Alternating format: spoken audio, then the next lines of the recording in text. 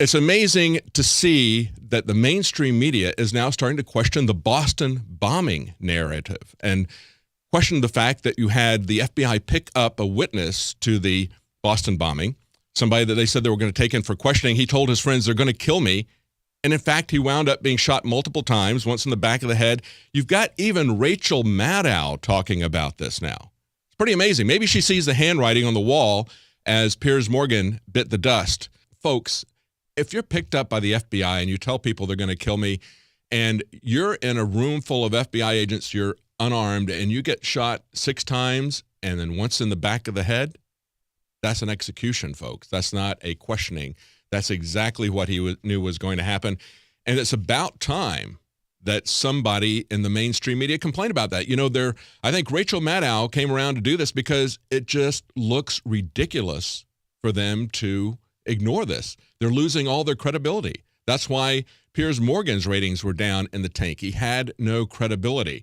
So I think they see the handwriting on the wall. I think they see that they need to do that. Even CNN that was really twisting and turning the government's narrative on both Sandy Hook and the Boston bombing, even CNN is questioning this. Let's play a little bit of this clip from CNN where they're questioning the Boston bombing and the events surrounding that on CNN. There was one spot where I just stopped and my mouth dropped open, and that was this. The girlfriend of Todashev is perhaps the only person who can give us any insight what his reaction was when he heard about the bombings. That's CNN taking a critical look at the government's narrative about the Boston bombing. They were set up. They were working with the CIA. You can see them going back and forth into Russia. You can see Russia asking them questions about this.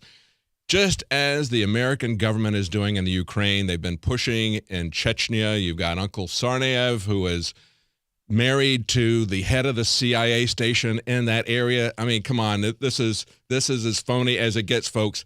And the government is not above their own conspiracies. We've got them saying that Barrett Brown and Anonymous were plotting to overthrow the government. How absurd does it get?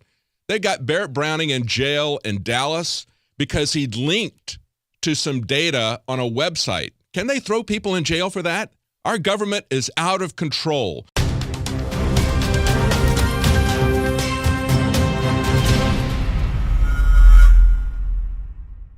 The globalists have controlled the mainstream media for a long time, but now they're expanding, making the weaponization even more vicious and deceptive. All the major networks are state-run. We are partnering this year with the NFL. The NFL has become a political weapon against the Second Amendment and pushes Obamacare. MSNBC tells us that our children belong to the state. We have to break through our kind of private idea that kids belong to their parents or kids belong to their families and recognize that kids belong to whole communities. The brainwashing media machine has been turned up on high, and it's time for humanity to double down on the true people's media and strike back against the tyrants that are destroying our civilization with their lies and fraud. We are the resistance. You are the resistance. You are the info war. It is more important than ever to realize that we are not the alternative media. We are the true media. The establishment dinosaur press is dying. We are in an information war, and we are losing that war. Join us at InfoWarsNews.com and PrisonPlanet.tv. Members can share their memberships with up to 11 people. By subscribing, you will literally be buying war bonds in the info war to expand our operation in the face of the tyrants. Join us at PrisonPlanet.tv.